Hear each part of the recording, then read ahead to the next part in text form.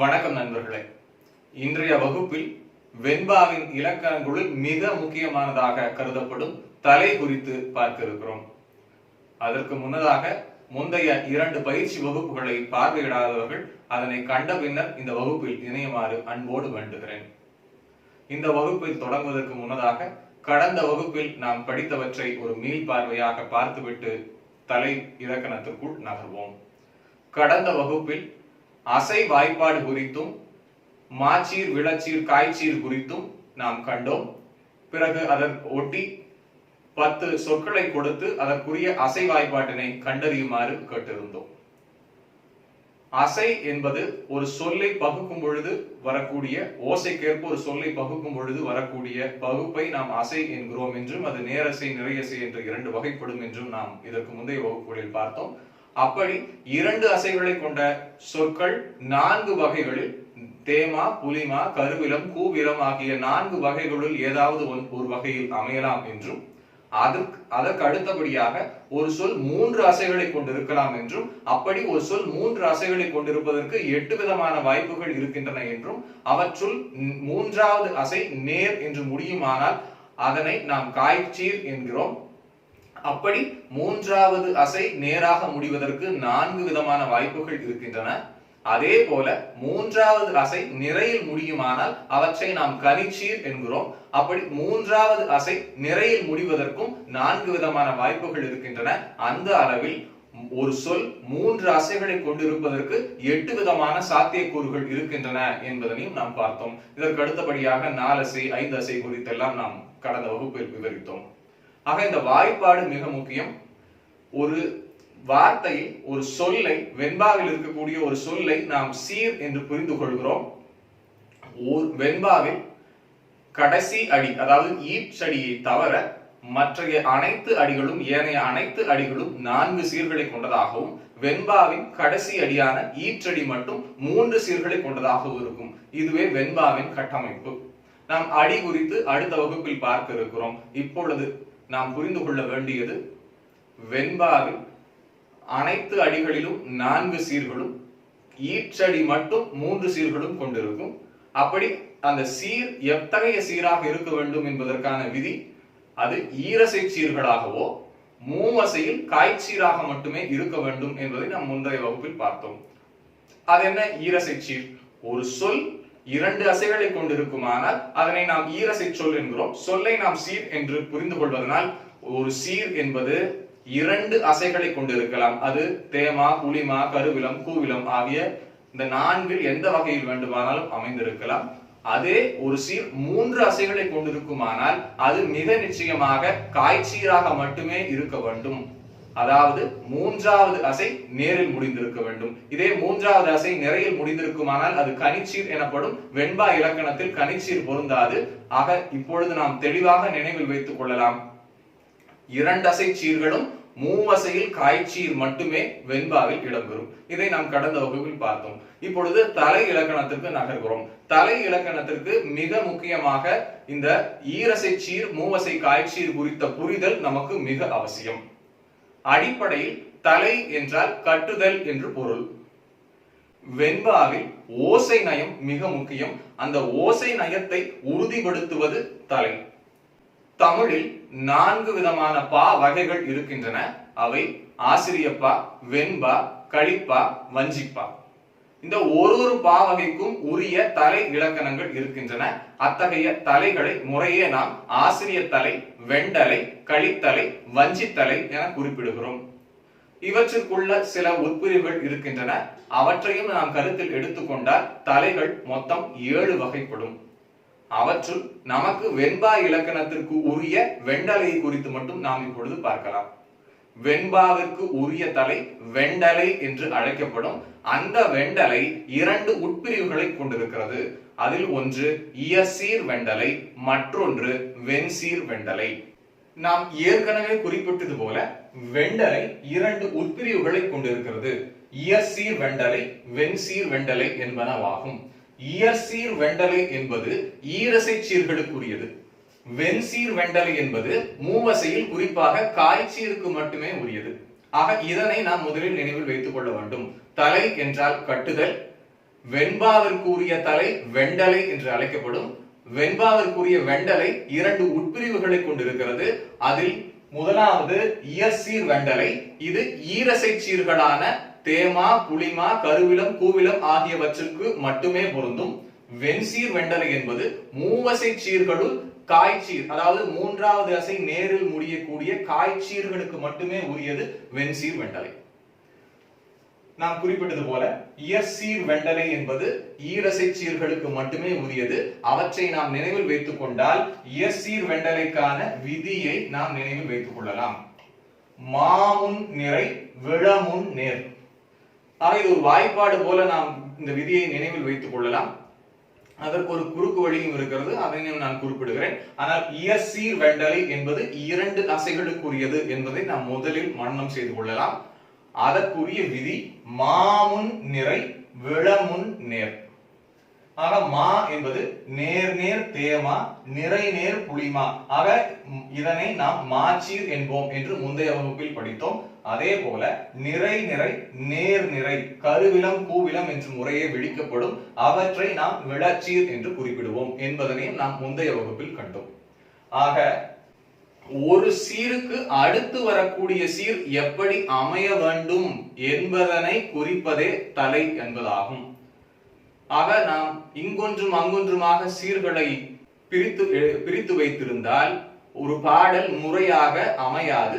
அப்படி ஒரு பாடல் முறையாக அமைய வேண்டும் என்றால் சீர்கள் முறையாக வரிசையோடு அமைந்திருக்க வேண்டும், அவை பொருளும் பட வேண்டும். அப்படி முறையாக நாம் சீர்களை அமைக்க வேண்டும், அது ஓசை நயம் குன்றாமல் அமைய வேண்டுமானால் அது நிச்சயமாக தலை இலக்கணத்திற்கு உட்பட்டு இருந்தால் மட்டுமே ஓசை குன்றாமல் அமையும். அப்படி முதலில் வெண்பாவில் சீர்கள் எப்படி அமைய வேண்டும் என்கின்ற விதியை படித்தோம். ஈரசை சீர்கள் அமையலாம், மூவசையில் காய்ச்சீர் மட்டும் அமைய வேண்டும் என்று படித்தோம். ஒரு சீருக்கு அடுத்து வரக்கூடிய சீர் எப்படி அமைய வேண்டும் என்கின்ற விதியை குறிப்பது தலை. ஆக அதற்கு இந்த விதி பொருந்துகிறது. மாமுன் நிறை விளமுன் நேர். அதாவது முதல் சீர் மா என்கின்ற வாய்ப்பாடோடு முடியுமானால் நேர் நேர் தேமா. நீங்கள் முதல் சீரை வாய்ப்பாடு அசை பிரித்து வாய்ப்பாட்டை பார்த்தால் அது நேர் நேர் என்றோ நிறை நேர் என்றோ மாச்சீராக அமைந்திருக்குமானால் அதற்கு அடுத்து வரக்கூடிய சீர் நிறை என்றே தொடங்க வேண்டும். அதற்கு அடுத்து வரக்கூடிய சீர் ஈரசையாகவும் இருக்கலாம், மூன்றசையாகவும் இருக்கலாம். ஆனால் அதில் தொடங்கக்கூடிய முதல் அசை நிறை என்றே தொடங்க வேண்டும். அதே போல முதல் சீரை நிறை நிறை நேர் நிறை கருவிலம் கூவிலம் ஆகிய வாய்ப்பாட்டிற்குள் அமைந்திருக்குமானால் அது விளச்சீராக இருக்குமானால் விளமுன் நேர் எனும் விதிப்படி அடுத்த சீர் இரண்டு அசைகளோ மூன்றசைகளோ பெற்றிருந்தாலும் முதல் அசை நேராகவே அமைந்திருக்க வேண்டும். இதுதான் இயற்சீர் வெண்டலை. இதை நினைவில் வச்சுங்க. பின்னாடி ஒரு உதாரணம் கொடுக்கும் போது இதை பொருத்தி பார்க்கறதுக்கு இன்னும் ஏதுவாக இருக்கும். அதே போல வெண்சீர் வெண்டலைக்குரிய விதி காய்முன் நேர்.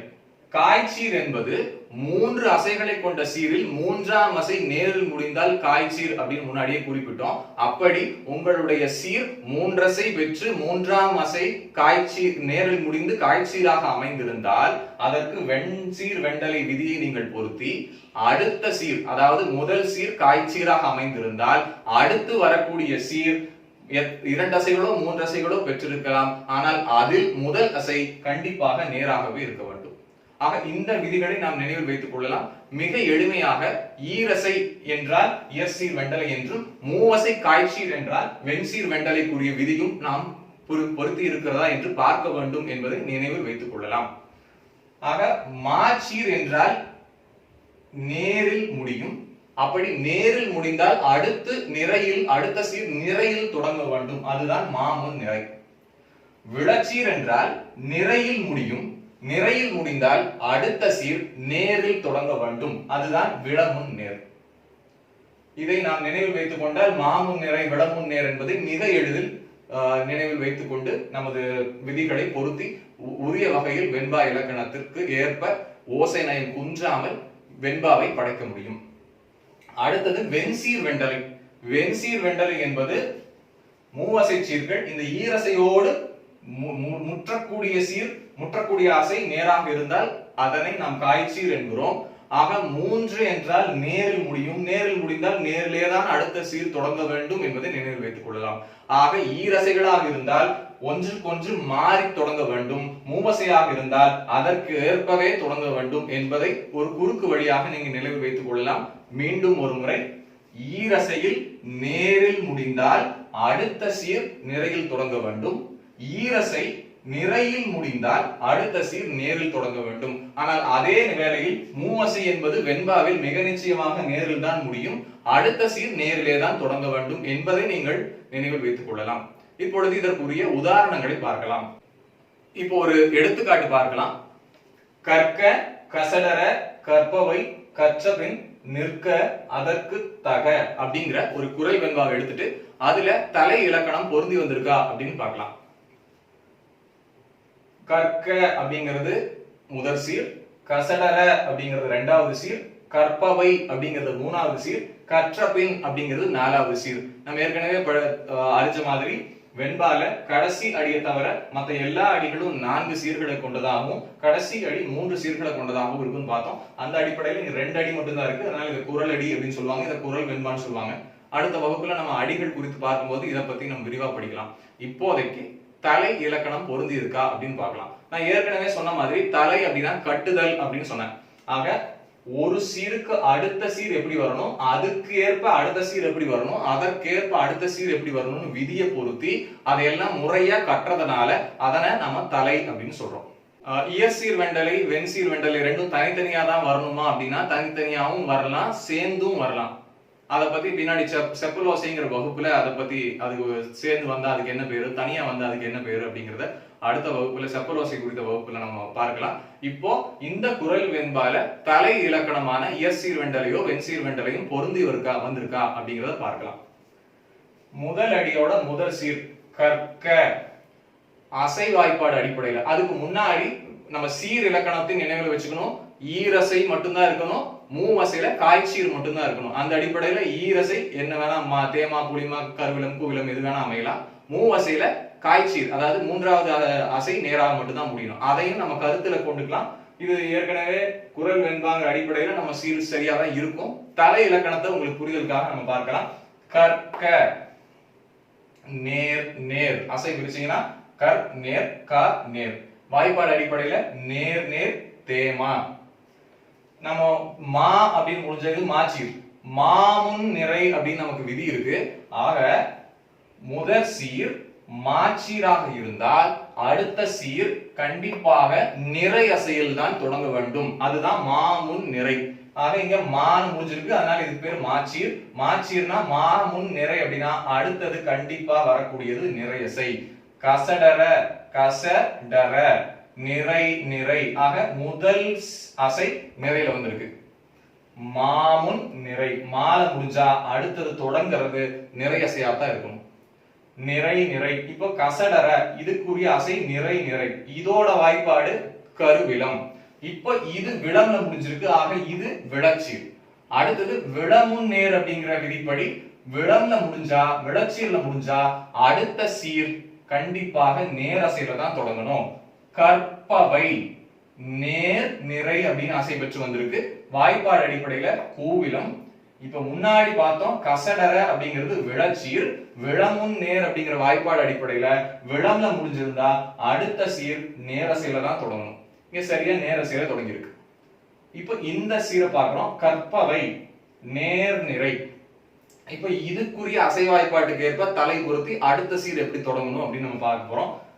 நேர், நிறை. கற்பவை, நேர், நிறை. நேர், நிறை வாய்ப்பாடுல கூவிலம். மறுபடியும் இது விளம்ல முடிஞ்சிருக்கு. விளமுன் நேர் அப்படின்னா அடுத்த சீர் கண்டிப்பாக நேர்ல தான் தொடங்கணும். கற்றபின் பாத்தீங்கன்னா நேர்ல தொடங்கியிருக்கு. ஆக இப்படி ஒரு சீருக்கு அடுத்து எந்த சீர் வருகிறதோ அது என்ன அசையில் தொடங்க வேண்டும் அப்படிங்கிறத சொல்றதுக்கு பேர் தான் தலை இலக்கணம். அப்பதான் ஓசை நயம் சிறப்பாக அமையும். அதனால் தான் வெண்பாவில் தலை இலக்கணம் மிக மிக மிக முக்கியமானது. உங்களுக்கு இயற்சீர் வெண்சீர்னு பேரெல்லாம் நிலம் வச்சுக்க முடியலன்னா மிக எளிமையா 2 அசைகளை கொண்டு இருந்துச்சுன்னா நேர்ல முடிஞ்சா நிறையில தொடங்கணும், நிறையில முடிஞ்சா நேர்ல தொடங்கணும் அப்படின்னு நினைவுல வச்சுக்கலாம். மூவசையா இருந்தா கண்டிப்பா மூணாவது நேர் தான் வரும். அதுல நேர்ல முடிஞ்சா அடுத்தது நேர்லயே தொடங்கணும்னு ஞாபகம் வச்சுக்கலாம். ஆக இரண்டு அசைனா மாறி மாறி வரணும். நேர்ல முடிஞ்சா நிறையில தொடங்கணும், நிறையில முடிஞ்சா நேர்ல தொடங்கணும். மூவசையா இருந்தா கண்டிப்பா நேர்ல தான் முடியும், அடுத்ததும் நேர்ல தான் தொடங்கணும். அப்படிங்கறத எழுதுற ஞாபகம் வச்சுட்டா உங்களுக்கு தலை இலக்கணத்தை எளிமையாக நீங்கள் புரிந்து கொள்ளலாம். இப்ப அடுத்தது இங்க நாலாவதா இருக்கக்கூடிய சீர் முடிஞ்சா உடனே தலை இலக்கணம் முடிஞ்சதுன்னு அர்த்தம் இல்ல. இது ஒரு சங்கிலி கோர்வையாக நான்கா எப்படி ஒன்றுக்கு அடுத்தது இரண்டு, இரண்டுக்கு அடுத்தது மூன்று, மூன்றுக்கு அடுத்தது நான்கு, இதற்கேற்ப இங்கிருந்து அஞ்சாவது சீர் எப்படி இருக்கணும்னு நம்ம பார்க்கணும். ஆக நாலாவது சீர் நேர் நிறைன்னு முடிஞ்சிருக்கு, கூவிலம்னு முடிஞ்சிருக்கு. விளச்சீர் அப்படின்னா விளமும் நேர்ங்கிற அடிப்படையில அடுத்த சீர் அடுத்த அடியில் இருந்தாலும் கூட தலை இலக்கணத்துக்கு ஏற்பவே அமைய வேண்டும். விளம்னு முடிஞ்சா விளமும் நேர்ங்கிற அடிப்படையில அடுத்த சீர் நேர்ல தொடங்கணும். நிற்க நேர் நேர் நேர்ல தொடங்கியிருக்கு.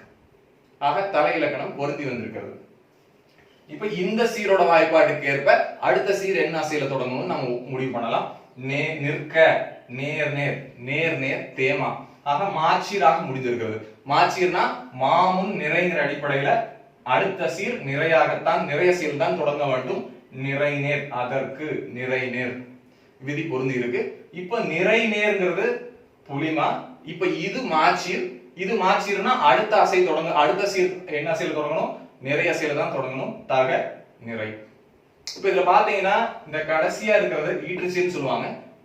கடைசியா இருக்கிற ஈற்றுச்சீர் ஓரசையில் பெரும்பாலும் முடியும். ஈரசையில் முடியுமானால் சில குற்றியல் உகரம் விதிக்கு உட்பட்டு அமையும். அதை ஈற்றுச்சீர்ங்கிற அடுத்த வகுப்புல நம்ம பார்ப்போம். இப்போதைக்கு நமக்கு தெரிய வேண்டியது கோர்வையாக முதல் சீர் எப்படி முடிகிறதோ அந்த வாய்ப்பாட்டிற்கேற்ப அடுத்த சீர் என்ன அசையில் தொடங்க வேண்டும், அந்த சீர் என்ன வாய்ப்பாட்டில் முடிகிறதோ அதற்கு ஏற்ப அடுத்த சீரின் அசை தொடங்க வேண்டும். இப்படி கோர்வையாக சீர்களை முறைப்படி கட்டுவதனால் தலை என்பதை நாம் கட்டுதல் அப்படின்னு சொல்றோம். மிக எளிமையா தெரிஞ்சுக்கணும்னா ரெண்டு அசை இருந்தா நேர் வந்தா அடுத்தது நிறையில தொடங்கணும், நிறையில முடிஞ்சா அடுத்தது நேர்ல தொடங்கணும். இங்க பாத்தீங்கன்னா நேர்ல முடிஞ்சிருக்கு, நிறையில தொடங்கி இருக்கு, நிறையில முடிஞ்சிருக்கு, அடுத்தது நேர்ல தொடங்கி இருக்கு. நிறையில முடிஞ்சா நேர், நிறையில முடிஞ்சா நேர், நேர்ல முடிஞ்சா நிறை, நேர்ல முடிஞ்சா நிறை. ஆக இது இரண்டு அசை. இது இயற்சீர் மட்டும் தான். இரண்டு மாமுன் நிறையும் விளமுன் நேருங்கிற ரெண்டு விதியை மட்டும் தான் பயன்படுத்துறதுனால இயற்சீர் வெண்டலை மட்டும் தான் இதுல வந்திருக்கு. நம்ம அடுத்தது இன்னொரு உதாரணம் பார்ப்போம். அதுல இயற்சீர் வெண்டலை வெண்சீர் வெண்டலை ரெண்டுமே கலந்து வர மாதிரியான அடுத்த உதாரணத்தை பார்க்கலாம். இப்ப இந்த உதாரணத்துல என் என்ப ஏனை எழுத்தென்ப இவ்விரண்டும் கண் என்ப வாழும் உயிர்க்கு அப்படிங்கிற குரல் வெண்பால தலை இலக்கணம் பொருந்தி வர்றத நம்ம பார்க்கலாம். முதல் அடி என் என்ப ஏனை எழுத்தென்ப இவ்விரண்டும் நான்கு சீர்களை கொண்டிருக்கு. முதல் சீர் என் என்ப. இப்ப இதை அசை பிரிச்சு வாய்ப்பாடு பார்த்தோம்னா என் நென்ப மூணு அசைகளை கொண்டிருக்கு. நம்ம சீருக்குரிய விதி என்ன சொன்னோம்? ஈரசை பெற்றோ மூன்றசையில காய்ச்சீர் மட்டும், அதாவது மூன்றாவது அசை நேராக மட்டும்தான் வரும்னு பார்த்தோம். ஒரு சீர் மூன்று அசைகளை கொண்டு வந்துச்சுன்னா கண்டிப்பா அந்த மூணாவது அசை நேர்ல இருக்கா அப்படிங்கறத முதல்ல நம்ம பார்க்கணும். மூணு அசை வந்திருக்கிற சீர்ல மூணாவது அசை நேர்ல வந்திருக்கு. ஆக இது முதலில் சீருக்கான விதியில உட்பட்டு வந்திருக்கு. இப்ப அடுத்தது இதுக்கான அசை வாய்ப்பாட பார்க்கிறோம். என் என்ப நேர் நேர் நேர் நேர் நேர் தேமா. மூணாவது நேர்ல முடிஞ்சா அது காய். ஆக இது தேமாங்காய். இப்போ நம்ம வெண்டலை விதியில காய் முன் நேர் அப்படிங்கிறது வெண்சீர் வெண்டலை. ஆக இந்த சீர் காயில முடிஞ்சிருக்கிறதுனால இதுக்கு காய் சீர்னு பேரு. காயில முடிஞ்சா அடுத்த சீர் நேரசையில தான் தொடங்கணும். ஏனை தனி நெடில் தனி குறில் நேர் நேர் தேமா. ஆக காயில முடிஞ்சிருக்கு, அடுத்த சீர் நேரசையில தொடங்கி இருக்கு. காய் முன் நேர்ங்கிற விதிக்கு உட்பட்டு காயில முடிஞ்சா அடுத்த சீரோட முதல் அசை நேர். இப்ப இந்த இரண்டாம் சீர் ஏனை அப்படிங்கிற இரண்டாம் சீரை நம்ம அசை பிரிச்சா நேர் நேர் தேமா அப்படிங்கிற விதிக்கு உட்பட்டு இருக்கு. இப்ப இங்க மா அப்படின்னு முடிஞ்சிருக்கு. மாமுன் நிறை அப்படிங்கிற அடிப்படையில இது மாச்சீரா இருந்தா அடுத்த சீர் நிறை அசையில தொடங்கணும். எழுத்தென்ப நிறையில தொடங்கி இருக்கு. இப்ப இதுவும் விதிக்கு உட்பட்டு இருக்கு. இப்ப அடுத்த சீரை பார்க்கலாம். எழுத்தென்ப இந்த சீரு மூணு அசை பெற்று வந்திருக்கு. எப்பெல்லாம் மூணு அசை பெற்று வருதோ மூன்றாவது அசை நேரா நம்ம சரி பார்க்கணும். மூணாவது அசை நேரா இருக்கு. ஆக முதல்ல இது சீர் விதிக்கு உட்பட்டு தான் இருக்கு. இப்ப அடுத்தபடியா அசை வாய்ப்பாடு பார்த்தோம்னா எழு நிறை தென் நேர் ப நேர் நிறை நேர் நேர் நிறை நேர் புளிமா. மூணாவது நேர்ல முடிஞ்சா அது காய். ஆக இது புளிமாங்காய்ங்கிற வாய்ப்பாட்டுல அமைஞ்சிருக்கு. மறுபடியும் இது காய்ச்சீர். காய் முன் நேர் அப்படிங்கிற விதிப்படி காயில முடிஞ்சா அடுத்த சீர் நேரசையில தொடங்கணும். இவ்விரண்டும் இதுல நேர்ல தொடங்கி இருக்கு. ஆக மறுபடியும் விதிக்கு உட்பட்டு தான் அமைஞ்சிருக்கு. இப்ப இந்த சீரை எடுத்துக்கலாம். இவ்விரண்டும். இப்ப இதுல இவ் நேர், விரண்டும் நிறை, டும் நேர், மூவசை நேர்ல முடிஞ்சிருக்கு. ஆக விதிக்கு உட்பட்டு இருக்கு. இப்ப இது வாய்ப்பாடு அடிப்படையில நேர் நிறை கூவிலம், மறுபடியும் மூணாவது நேர்ல முடிஞ்சா காய். ஆக கூவிலங்காய் அப்படிங்கிற வாய்ப்பாட்டுல அமைஞ்சிருக்கு. ஆக இது காய் சீர்ல முடிஞ்சிருக்கு. ஆக காய் முன் நேர்கிற அடிப்படையில அடுத்த சீர் நேர்ல தான் தொடங்கணும். கண் என்ப நேரசையில தொடங்கி இருக்கு. கண் நேரசை. ஆக இப்ப மறுபடியும் மூணு அசைனா மூணாவது அசை நேரான்னு சரி பார்க்கிறோம். சரியா தான் இருக்கு.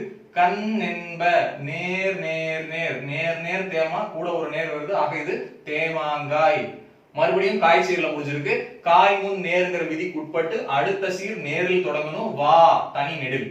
ஆக நேர் லும் நேர். ஆக காய்ச்சீர்ல முடிஞ்சா அடுத்த சீர் நேர்ல தொடங்கணும். விதிக்கு உட்பட்டு நேர்ல தான் தொடங்கி இருக்கு. நேர் நேர். இப்ப இந்த சீருக்கான அசை வாய்ப்பாடு நேர் நேர் தேமா. மாலை முடிஞ்சிருக்கு.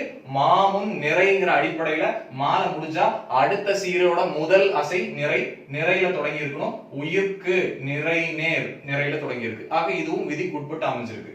ஆக முதல் சீர்ல தொடங்கி ஈற்று சீர் வரைக்கும் எல்லா சீர்களும் தலை இலக்கணத்திற்கு பொருந்தியே அமைந்திருப்பதனால் இது வெண்டலை விதிக்கு உட்பட்டே அமைந்திருக்கிறது என்பதை நம்ம புரிஞ்சுக்கலாம். இங்க குறிப்பா இயற்சீர் வெண்டலை, வெண்சீர் வெண்டலை ரெண்டுமே கலந்து வந்திருக்கிறதை நம்ம பார்க்கிறோம். ஆக இன்னமும் எளிமையா புரிஞ்சுக்கணும்னா, இரண்டு அசையில் இருந்தா நிறையில முடிஞ்சா நேர்லயும், நேர்ல முடிஞ்சா நிறையிலயும் இருக்கணும். மூணு அசை நேர்ல தான் கண்டிப்பா முடியும். அடுத்தது கண்டிப்பா நேர்ல தான் தொடங்கணும். இப்ப பாத்தீங்கன்னா மூணு அசை நேர்ல முடிஞ்சா நேர்லயே தொடங்கணும்.